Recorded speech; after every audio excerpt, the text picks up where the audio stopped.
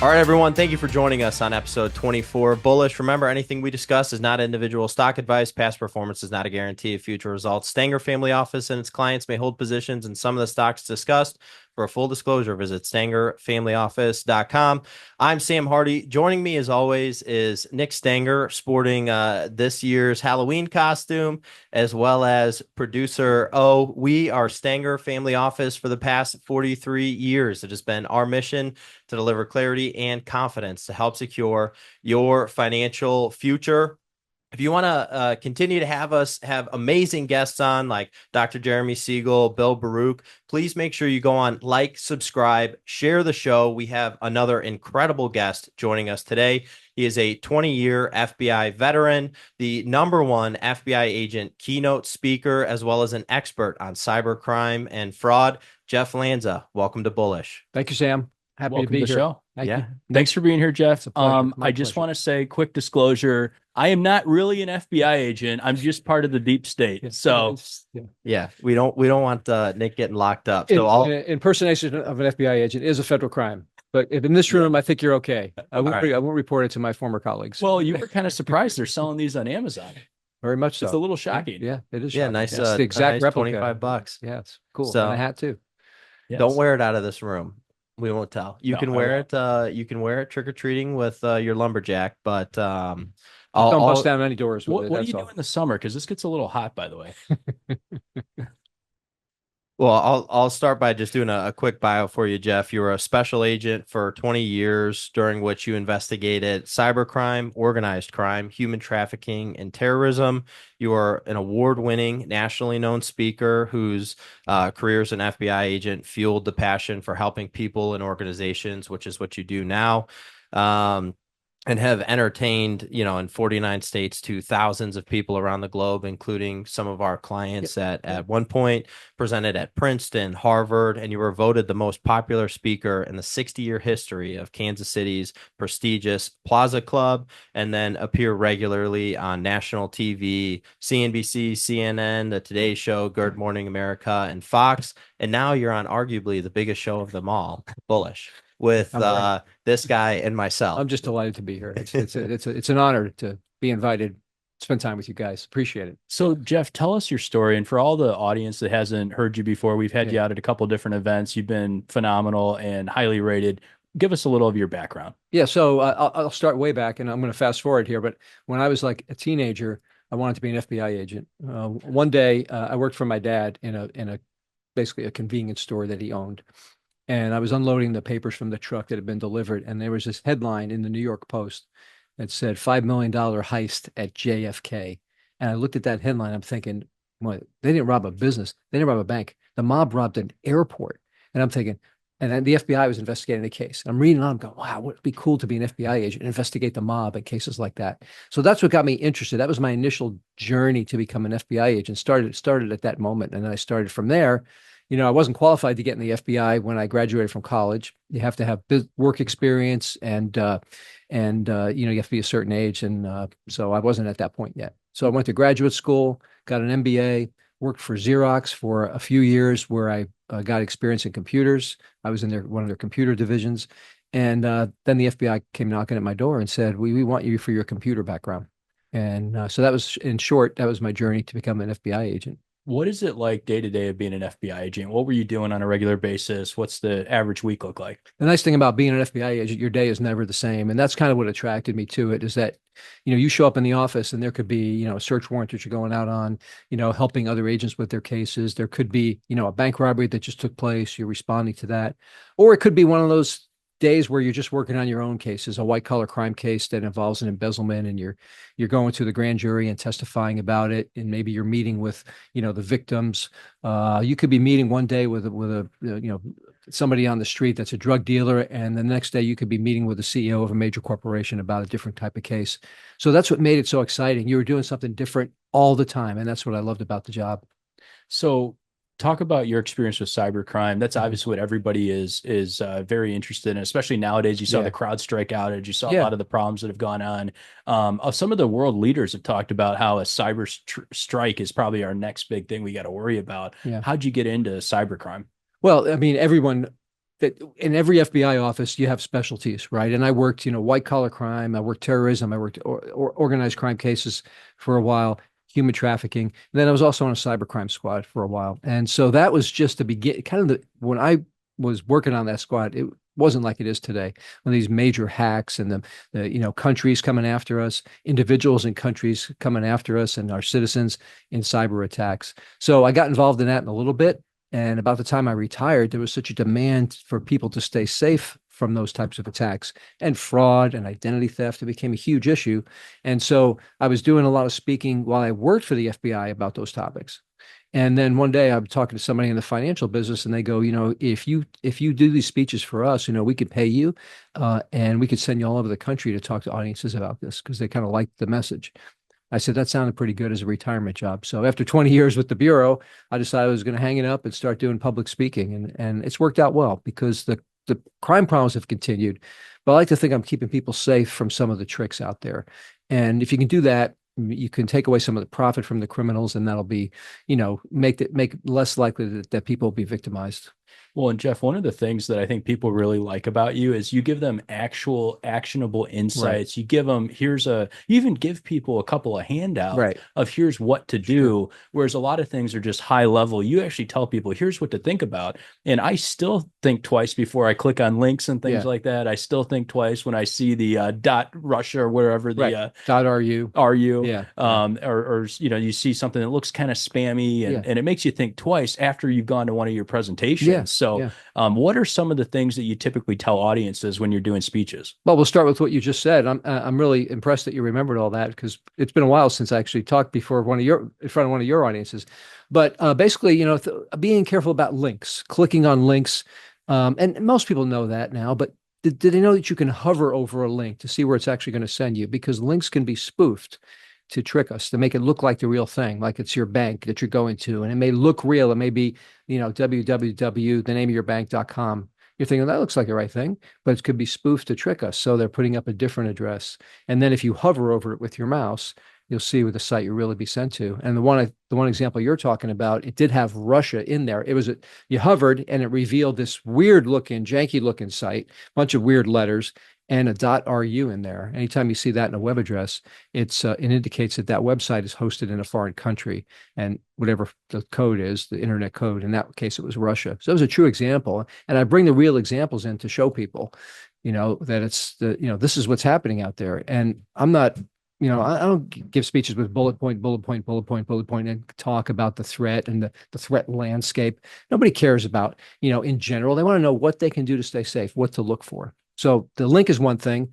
The attachments and come in emails are another thing too. It may say something like, you have a problem with the IRS, you're behind on your taxes, and then there's this attachment there. If you got an email from the IRS, you might have an emotional reaction, right? Because nobody wants to get that kind of email. But when you think about it, that doesn't make sense, because if the IRS thinks you owe money from 2 or 3 years ago, you're going to get a physical letter. You're not going to get an email about it. So emotionally, people click on the attachment, and that could download malicious software to your computer. The short word for that is malware. If that gets on a computer, really bad things can happen. So that's another thing I talk about too.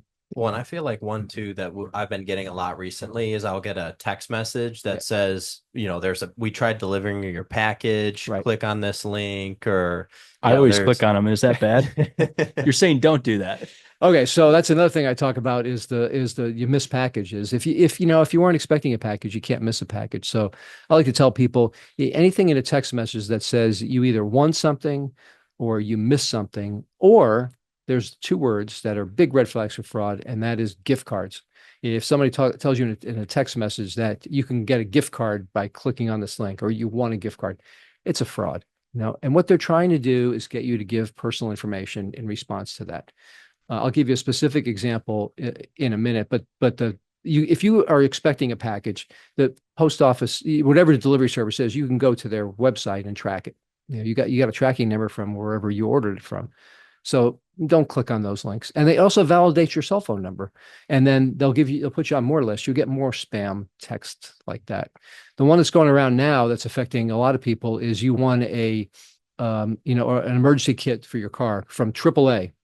And if you click on the link, then you're connected with somebody. Call this number to get your emergency kit, which is probably worth $100. People go, oh, I won this thing. And then they said, okay, all you do is have to pay the shipping. The shipping is like $12. I go, okay, $100 gift, $12 shipping. I'll do it. Give me your credit card number. So they give the credit card number and they say, that one doesn't work. Give us another credit card number. So they got 2 credit card numbers now. It did work, number one, and they'll use that to charge other items. And they got the name of the person. They got the codes on it, which they've given over the phone. They can use it for anything that they want. So that kind of trick is also existent or starts with this fraudulent text message. Well, and Jeff, you're a big believer in talking about credentials. And I think there's a really good story that you always share about making sure you're talking to the right person. You're talking who you really to who you really think you are. Right. Oh, you talking about the Bookie story? Yeah. Oh, that's a good story. If we got time for that, yeah, I could tell that. Yeah, now go ahead. If you want. Yeah. So I showed up in Kansas City FBI. I wanted to work organized crime, and they said, okay, when you're in the government and you volunteer for something, you're probably going to get it. So be careful what you volunteer for. But for me, I wanted to do that. So one day we go to this Bookie's house. Now today, if you wanted to bet on a sporting event, right, in 36 states, you pull up an app on your phone and you can bet on it. But back then, the only place you can bet on sporting events was in the state of Nevada. All right. So, but that was back then. Who filled the void? Bookies. So it wasn't just a bookie; it was tied to organized crime. All right. So we go to the Bookie's house. His phone was tapped by the FBI. There was an agent downtown Kansas City, with the headphones on, listening to the calls. We get enough evidence. We go to the Bookie's house. I'm new in the bureau, so the veteran agent, Al, is talking to the bookie. He's being cooperative. And I'm at the bookie's desk. And he's got all his betting lines, his scores from the day before, his list of bettors. This is 1988. So remember, this is a big deal when it comes to sporting events. So I'm marking things as evidence. And at that moment, the phone rings. And I'm like, all right, I'm new in the FBI. Should I answer the phone? So I asked the veteran agent. His name is Al. I go, Al, excuse me. What do I do with the phone? He says, answer it. So I pick up the phone. Now, before I tell you what happened next, I'm going to back up a little bit. Where I grew up in Connecticut, and remember I told you about that New York Post article that I saw when I was picking up the papers from the truck. I worked for my dad. So we get the New York Post, and about 10 minutes after it arrived, these guys would come in every day, and they would flip the paper over to the back, and in about 3 pages in, you'd find the betting lines. And so I'm like 17 years old. I don't know anything about gambling, but these guys are sitting and they flip the paper and they're marking what they're going to bet on that day with their bookie. They're saying things. I'm taking the Chiefs -3. I'm taking, Baltimore +4.5. I'm taking the over on the 49ers. I hear all the lingo of gambling. So as a teenager, I didn't know anything about gambling. I just learned it listening to these guys in my dad's store. And that's my story. I'm sticking to that. So let's fast forward 15 years. Now I got the Ray jacket on like you have. Got the FBI hat on. I'm sitting at the bookie's desk. Everything's official. We got the search warrant. I got a gun. I got a badge. The phone is still tapped. Downtown Kansas City, 8 miles away. The agent's still listening. The phone rings. Al says, answer it. So I pick it up. Guy goes, who's this? Well, I tell him my real name because we're not undercover. Obviously, we're just busting the bookie, not the bettors. So I go, Jeff. He doesn't say, Jeff who? He didn't say, Jeff, where's my bookie? He goes, hey, Jeff, what's the line on the Chiefs today? Now, I knew how to read the lines because I remember from my dad's store. I figured, why not tell the guy? So I looked down at the page. Chiefs are -3. I go, Chiefs are -3. How much you want? He goes, give me 50 on the Chiefs. I go, you got it. So I take down the guy's bet.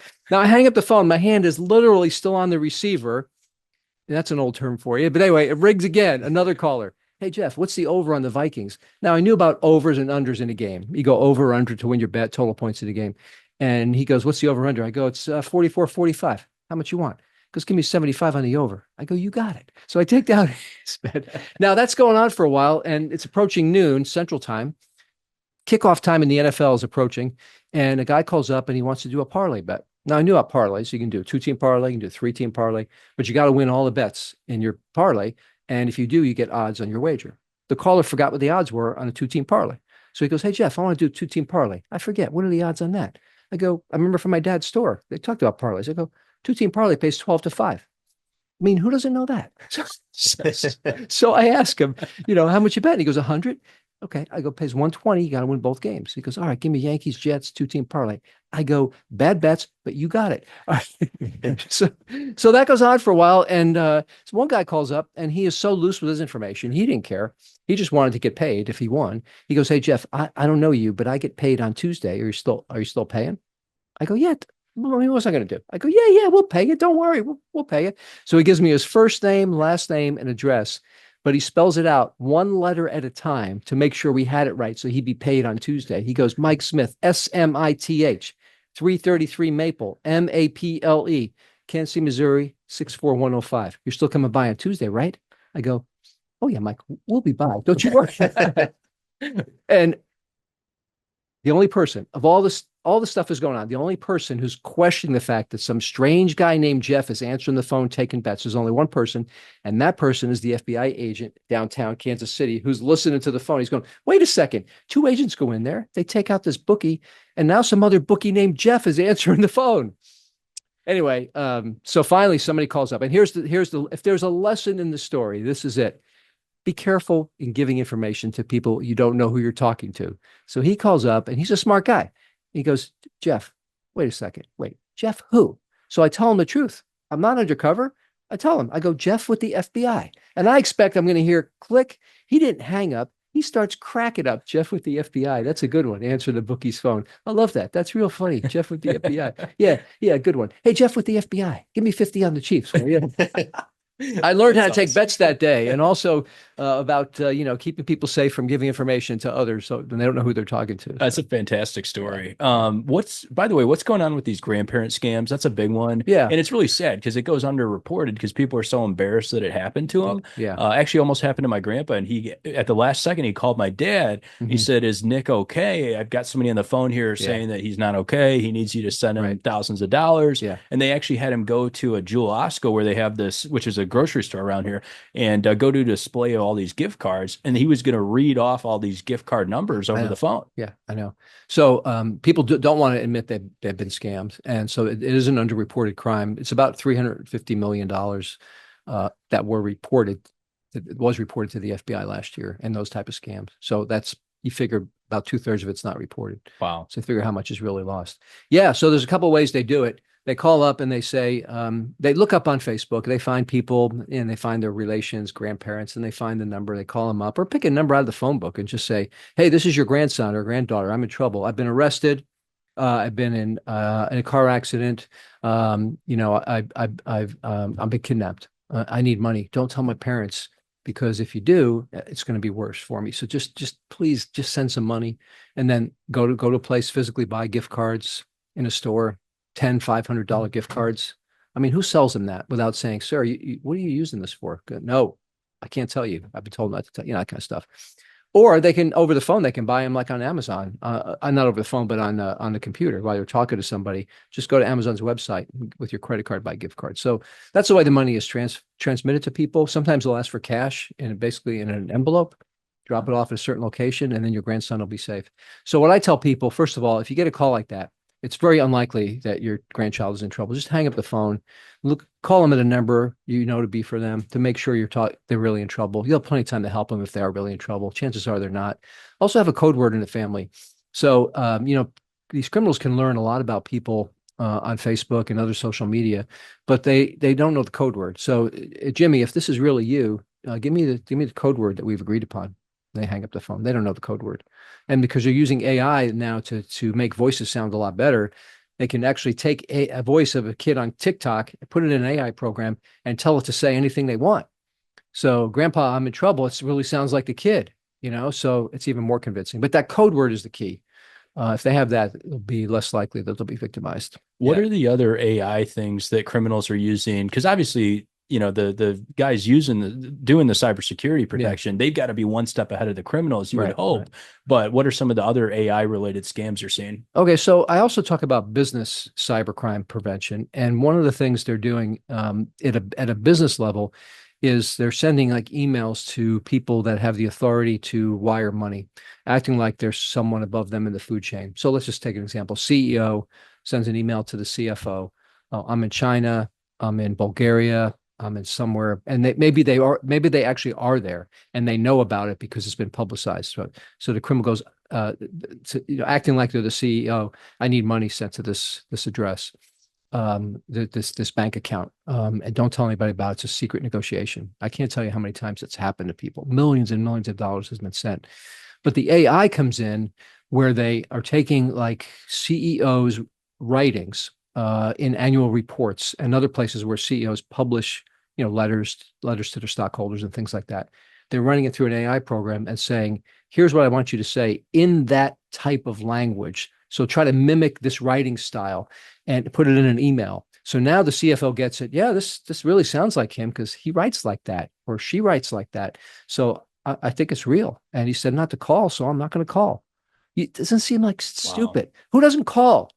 But they tell them not to call, and they're your superior in an organization. So they say, I better do what he says. There's a company in Omaha, Nebraska, $18 million was lost that way. The guy was actually in China doing negotiations for some company, that thing they were going to provide, the company was going to provide to China. And so the CFO goes, he's in China. Wow. Needs the money. I better send it or I'm going to get in trouble. And, those things are repeated over and over again. So that's called a business email compromise, where they get access to an email account by hijacking it. And then they do the AI. It can be used in some cases to make it sound more real. What are the biggest adversaries that you see? Is it Russia right now? Is it China? Who do we really have to stand up to going forward? China, Russia, North Korea, Iran, Iraq, Bulgaria. Those would be the top ones. Is there anything with like the social media influence where you see Russia kind of influencing our politics, influencing our elections? Obviously, they have an interest in trying to disrupt things here. Yeah. Did you guys investigate any of that when you were at the FBI? No, it wasn't a thing when I was at the FBI. We didn't have that kind of interference because, first of all, the elections where they were supposedly interfering, and we know they were, well, it started about 2016. And they're planting these false stories on Facebook. They're hacking email accounts of John Podesta, which is the campaign manager of Hillary, and they're releasing all those emails to discredit her. Other stuff like that. So I wasn't involved. I had been retired by that point. It seems like they started to do that around 2016 because they wanted, a certain outcome of the election. And then people, I've talked to groups and they say, "Oh, I can't believe that the Russians tried to influence our election." I go, yeah, like the U.S. has never tried to influence an election. How about Central America? The things that we've done in those places, well documented. So I mean, we can't be in shocked that this is happening. We just have to take steps to, hey, is this information real? Did Hillary really open a pizza restaurant and have as a front for human trafficking? Does that make any kind of freaking sense? Yeah, that kind of stuff. Yeah. So Pizzagate's not real, is what you're saying. You're just realizing that now. I know. I'm glad I was here to tell you. Well, I am in the deep state. So is the deep state real? I mean, what are your thoughts on that? I mean, is there, you think about the CIA, the FBI, and there's obviously different levels of this. There's the people at the top. And we did an event with you a couple of years ago. I don't know if you remember the question you got asked, but it was right at the time when the Hillary Clinton stuff was going on. Mm-hmm. And it was, I think, James Comey. Yeah. And one of our clients stood up and he goes, "What about James Comey?" And you said, "I can't answer that question." So was I smart enough to say that? That was pretty good. Yeah. Okay. That was a good answer. But what are your thoughts on that in general? Is there really something going on in the government? So you might think the state would be, the above ground organizations. FBI, the CIA we know they exist. We know what they do. NSA, we know they exist. We know what they do. If you have a deep state, you could have sub parts of that organization that's operating without any maybe oversight, if that's occurring. I'm not saying it is. Or certain organizations that have been set up that we've never heard of. I mean, the NSA, most people have never heard of it till 20 or 30 years ago. The government finally admitted we do have this secret agency. So it would have been deep state before that, and now it's not deep state. But does the NSA have a certain organization which doesn't report to, doesn't have any kind of congressional oversight? That would be something that's deep state. So they're off on their own, this rogue organization. Does the FBI have something like that? Does the CIA have something like that? I doubt it. I doubt they do. And in the FBI for sure. I don't know what the CIA is doing, or the NSA. But so that's what you, when you refer to deep state, you're talking about organizations that we don't know that exist, or parts of organizations. Clandestine Right. Things. Yeah. They're getting secret funding. Yeah. Yeah. Well, the big question is, how would all these people keep it a secret, right, for that long? Yeah. And that's what we always joke about too, is even the moon landing. Like, if you were going to fake that thing, right. How would you keep all these people quiet for so long? Right. And not a single one of them's going to talk. And I've always said you can't keep a secret in the government. How do you keep a secret something like that right? And the Kennedy if you want to go back even further, Right. the Kennedy assassination, it was all orchestrated by the FBI and the CIA, is what people say. How do you keep that secret? Somebody was involved. It had to be more than one person that was involved. What do you do? Kill them so they don't talk? How about the people who killed them? Maybe they'll talk. That kind of stuff. And another thing, off the organized crime for a minute, Jimmy Hoffa, right? So I'm in Detroit a couple of weeks ago. So I thought I'd start out my keynote speech. It was all Detroit audience. And I thought I'd start out with a little joke about Jimmy Hoffa. So I'm here to talk to you about cybercrime to this big financial group. And but I have a little extra time this afternoon, so I'm gonna, pick up on a hobby and we'll go look for Jimmy Hoffa's body. And they were all cracking up. And the last restaurant that he ate at the name has changed, but on their menu they have lobster scampi a la Hoffa on there. It was like stuffed lobster and stuff. Anyway, so my point is bringing that up is people say, well, they're going to find Jimmy Hoffa's body. Every once in a while, some informant comes out and says, Jimmy Hoffa's body's buried here. And the FBI digs up a landfill or something. They don't find it. What about cremation? Does anybody ever think about that? You take a body to a crematorium, it's ashes. There's no DNA. There's no nothing. You throw it in Lake Michigan or Lake Erie or whatever that is up there. And it's done. You're never going to find a body. So I don't know why people think it's just. So then the point is, then you have to kill the people that did the crematorium that worked there, because they might tell somebody at some point. But at some point, someone knows about it. Well, okay, quick question for you. The FBI and the CIA, yeah, they don't like each other. Is that true? I think the past tense of that is probably true. They probably didn't like one another because of the animosity between jurisdictions and what the FBI does and what the CIA does, and just basically, ego, that type of thing. It's the same thing with the FBI and certain police departments. The New York City Police Department, there's been a reputation they didn't get along well with them. But I think after 9/11, everything had to change. I think the government as a whole realized we got to get along with our law enforcement colleagues and our intelligence gathering colleagues, because if we don't, that's just going to put Americans at risk. We have to share information. We got to throw the egos aside. And so I think the not liking is as much. They may not like them, but I think they work together a lot better through task force and things like that. There's a lot of jealousies between the different agencies but you can't let that manifest itself in not doing the job. Well, and the CIA doesn't get to wear these cool coats, so that could be part of it. Just putting that out there. Yeah, you look very cool, buddy. Thanks. I'm super jealous. Sorry to interrupt you, but there's a scene in a movie, Die Hard, from 1988, and where the FBI shows up at this event. It was a terrorist event that occurred, and the two FBI agents show up, Agent Johnson and Special Agent Johnson, right? One's white, one's black. They walk up. And the police officer there, I'm Captain Dwayne Robinson. I'm in charge here. And the FBI agent goes, smoking a cigarette, goes, not anymore. That's awesome.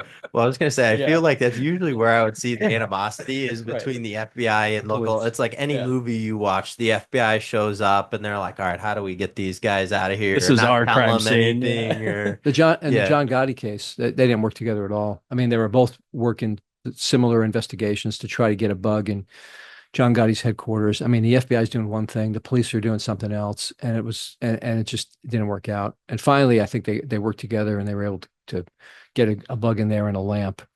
And we got John Gotti talking about murders that he was involved in. So he was a Teflon Don. He went through like 3 or 4 trials where he was acquitted. One of them, they bribed a juror, at least one, for the acquittal. But they finally got him, I think, by working together, the police and the FBI. So Jeff, let's say somebody does get hacked, or they're hanging out on their computer, they click on the wrong thing. Yeah. Something happens, they get that pop up, your computer now has malware. Yeah. What's the next step? What do they do? So in that example, it could be a trick that your computer doesn't have malware. It could be that the pop-up itself is the trick. All right. So don't click on anything in that pop-up. So if you do get something like that, don't call a number in a pop-up. Don't click on anything in the pop-up. Run your antivirus software immediately, whether you have Windows Defender, which is a really good program. It comes with Windows. It's free. Does a great job. Norton or McAfee, if you use those, just open those up and do a deep scan at that point. A complete scan and see if there's anything really out there. Some of those pop-ups are tricks related to the tech support scam. So it's another one that I address in my presentation. So you get the pop-up, people call a number, and they say, oh, it's something wrong with my computer. Can you help me? Oh, sure, we can help you. Here's what you have to do. We want to take a look at your computer. We need remote access. So they go to a website and they basically grant them access. And you're sitting there as the victim and you're watching them move the mouse around. And you're like, it's kind of scary because they've taken control of your computer. And then they can hide the screen so they can do stuff like put malware on it, steal information from you, or even worse than that. And then they want to be paid. Oh, well, we fixed your computer for you, which they didn't because there wasn't a problem to begin with. We want to be paid. And it could be gift cards, it could be wire transfers, mostly those two things that they would use. But gift cards are nice for the criminal because, it's not traceable to them. It can't be reversed. And it's just like cash. So, and people, again, I know people that this has happened to.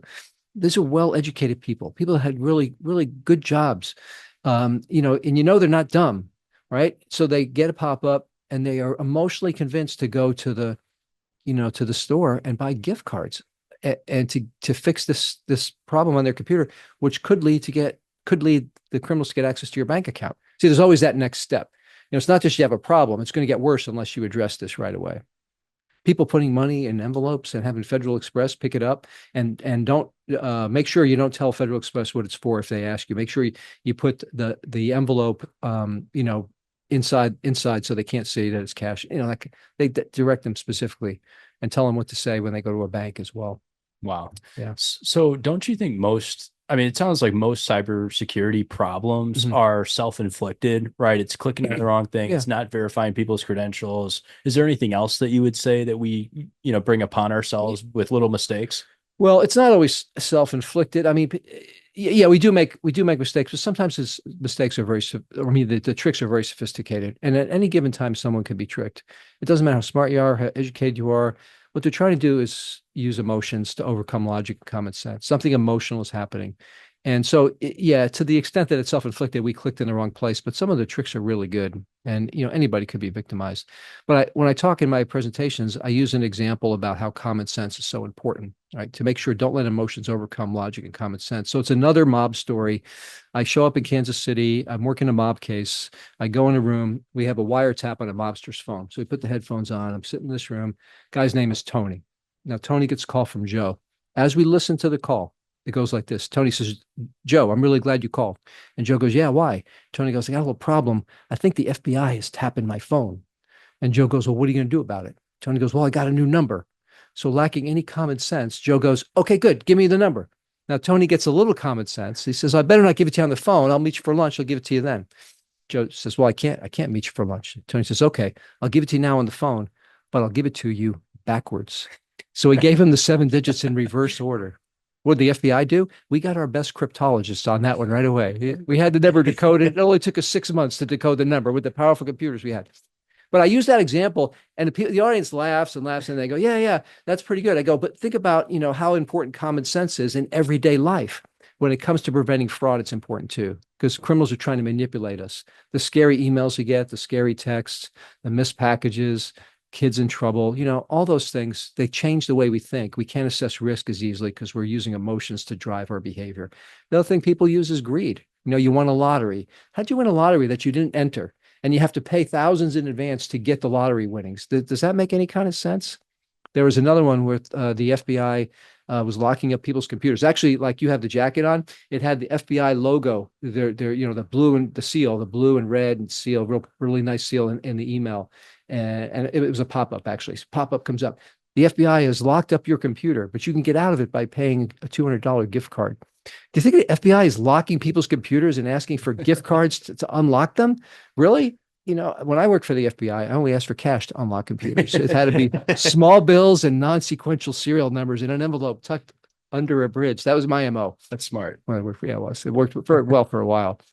Any other inside tips or tricks you can give people to keep them safe online, keep our clients safe? Any other quick little ideas that you have for folks? Well, yeah. So keep an easy one is to keep your software up to date, your computer software, and that's as well as your antivirus software, as well as your browser. Because sometimes I use Google Chrome.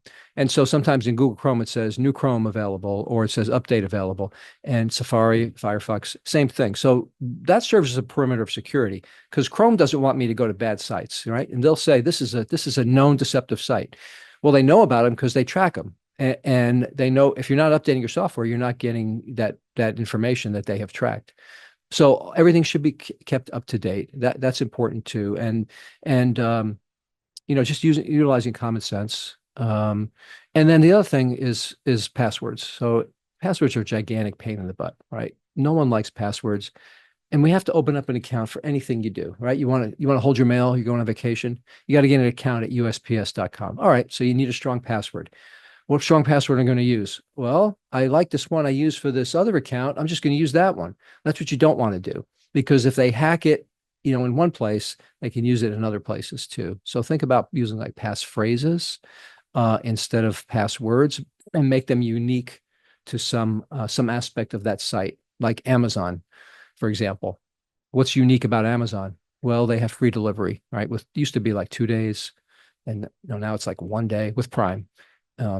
Sometimes I order stuff on Amazon and it comes like the same day. I'm like, how does that happen? Yeah, it's wild. So I think they're moving towards free delivery yesterday. So you get it before you order it. So I'm thinking your password for Amazon would be a phrase, free delivery yesterday. But it shows you it's unique. Write that down, Owen. I'm not going to use it at anywhere else. I'm not using it for my bank. I'm not using it for, my credit cards, my email site. And the other one I like, and I'll just tell this one quickly, is so my family had a tradition. I grew up in an Italian family in Connecticut, and there were 5 boys in the family. We used to sit around the TV and every Christmas as a tradition and watch a movie that taught me about life and loyalty and how business should be conducted. And everybody thinks, It's a Wonderful Life with Jimmy Stewart. I don't, no, we didn't watch that. It was The Godfather. We watched The Godfather that taught me all those things. Anyway, we had to take a break to celebrate Christmas. So Godfather 1 is 3 hours long. So we decided about an hour into the movie, we're going to take a break, but only when we heard this phrase in the movie. We were waiting for it. It was our tradition. The phrase was, one of the characters utters it, goes, there's a shooting in the car, and he goes to the guy, leave the gun, take the cannoli. They had bought a box of cannoli. So he takes the cannoli out, and we had this box. It was wrapped, it was the white box with the ribbon, with the string on it. We had that in the movie, same thing. We opened it up. We celebrated Christmas in my family. How does that relate to passphrases? Well, that's what I use for my favorite streaming service. Oh, awesome. I leave the gun, take the cannoli. So I'm gonna be on Jeff's Netflix account then. That's the only thing I've had ever get hacked, actually, is Netflix. Yeah, they had like a breach, and I logged in one day, and then there was like another user. It was like Sam, Eden, boys, and then like Jeff or something like that. The only other thing I'll mention along those lines is watch out for links that take you to fake login pages. And it's like when you said Netflix, maybe you ended up with a fake login page, and then you're giving up your credentials to somebody who's created an imposter login page. Now you're going to log into your Netflix account, or even worse, a bank account or something like that. And two-factor authentication is key as well. That's so important to keep those bad, as the FBI calls them, bad actors out of our online accounts. So that means you get a code sent to your mobile device. You log in and it says, we want to make sure this is you. So we're going to send you a code, or we're going to open up the app for this account, and it is say yes or no, this is you or not. And so those things are great ways to keep the bad guys out, even if they have your password. Would you recommend, outside of Windows Defender, that software system, firewall system, do you like Kaspersky? I know you mentioned McAfee, you mentioned a couple others. Yeah. What do you think outside of Defender? Which one's the best one? I'm a big believer in Defender for a couple of reasons. One, it's part of your operating system, so it's not an add-on package you're putting on. You're not getting all these messages and saying upgrade for this. We saw your information on the dark web, so now you need to upgrade to a new service. That's just a distraction for people, right? You just want to have it working for you and making sure that you're staying safe mostly from malware, and it serves that perimeter of security. So I like Defender for that reason. Plus, it's free, and it doesn't take up the resources that these other products do. Okay, and then you mentioned having a different password for every site. Mm-hmm. To do that, to manage that, would you use the Apple password manager on the iPhone? Yeah. Is that safe? Yeah. Okay. I would use Apple, or you may Google Chrome or something if you're using that, and also a third-party password manager, like Keeper or other ones that may be that you'll see advertised, LastPass and Bitwarden. They all provide security for us. They help us manage our passwords. The only problem with using an iPhone, right, is that if you're in a Windows environment, then it doesn't sync between the two. If you're all Apple, if you're iPhone and Mac, why not use that? Because you don't have to, worry about it when you go on a different device. Mac still generally safer than Windows? I think so. Okay. Yeah. The criminals don't target Macs as much because there's a smaller population of Macs. Less people that use Macs are generally more computer sophisticated. They're not going to fall for the tricks as easily. And Apple's always been strong on security and privacy. Windows is more open source software, and criminals have access to that and may be able to design things specifically to attack those systems, where Macs is a closed source software. Okay, then just last quick one for you. What about VPNs? Should we be using a VPN? Obviously, for our business, I believe we're on one. But what do you think about it? I think in a public Wi-Fi network, you definitely want to have a VPN, either on a mobile device or a computer. That's a virtual private network. It keeps your signal safe by setting up a separate, a secure tunnel between your computer, which could be a phone, and the website you're accessing. At home, you don't really I don't think you need it at home. If you have a strong password, you have a router that's recently made, 3 years within that time frame, it has strong encryption on those routers. You're going to be pretty safe at home. You don't need to tack a VPN on top of that. But public Wi-Fi is not secure. I usually use my mobile device, personal hotspot, and then I'll tether my computer to that. Right. And so now I'm communicating with 5G, which is much more secure than open public Wi-Fi. I mean, every time you go to a place where there's public Wi-Fi, it tells you your information is not secure. This could be overseen by someone else. So you want to be typing in passwords when that happens? Probably not. So the VPN is good in that situation. Any other crazy stories that you can tell us from your days in the FBI? Any other interesting things that we should know about? Oh, well, I'll tell you one kind of funny story. It doesn't relate to cybercrime, but it's a story I often tell in my speeches. When I have time, it's about we had a video camera installed in a drug dealer's house.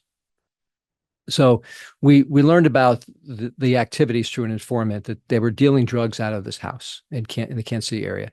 And it was actually like a McDonald's. They had a drive-through window. They had a drive-up window outside the kitchen. People would drive up and they do their transaction, right? So we had a pole camera. We're watching what they're doing from the outside, but we needed to see what they were doing on the inside.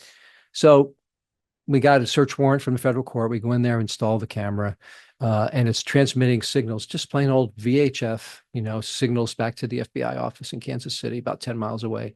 So we're sitting around the room and the agents are watching what they're doing. And one day they're not dealing drugs at that moment. They were watching the favorite show of drug dealers on a TV that didn't have cable. It had rabbit ear antennas. It wasn't a long time ago, but they didn't have cable, just rabbit ear antennas. And it beckons back to the days of past.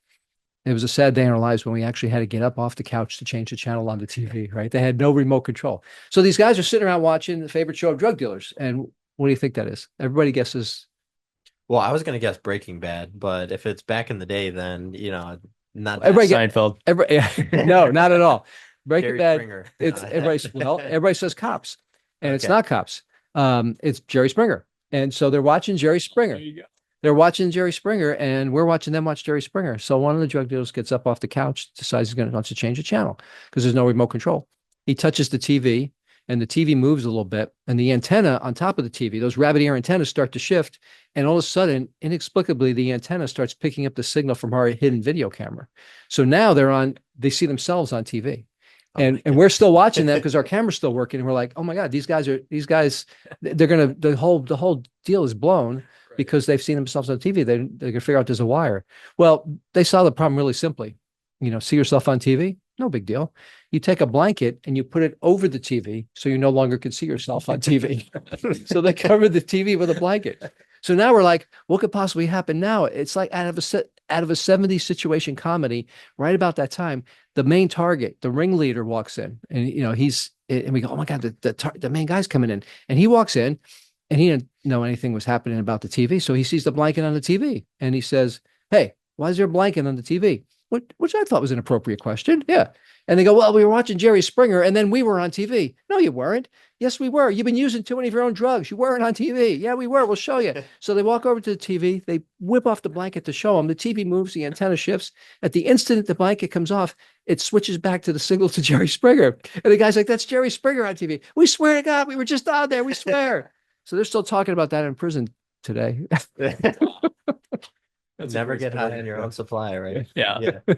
Well, Jeff, thanks so much for being here. Thanks for doing the show. Yeah. And if you want to get Jeff's book, go to his website. Is it jefflanza.com? It's thelanzagroup.com. Thelanzagroup.com. Yeah. The Lanza, LANZA group.com. And I think we have the book on our bookshelf here behind you. So you'll be out hopefully with us at Investor Day next year. I hope so. Thanks for being here. And again, like Sam said at the beginning of the show, if you want us to keep bringing you top-notch guests like this, all you have to do is subscribe. Go on YouTube, go on Apple, go on Spotify, hit subscribe, share it with your friends and family. Make sure they're getting the clarity, the confidence, and especially the cybersecurity information they need to be safe. And that's all we got for you this episode. We'll see you next time. Sam, you got anything else? Nope, that's it, Jeff. Really appreciate you joining us. Thank you so much. Glad to be here. Thanks so much for having me. We'll see you next time.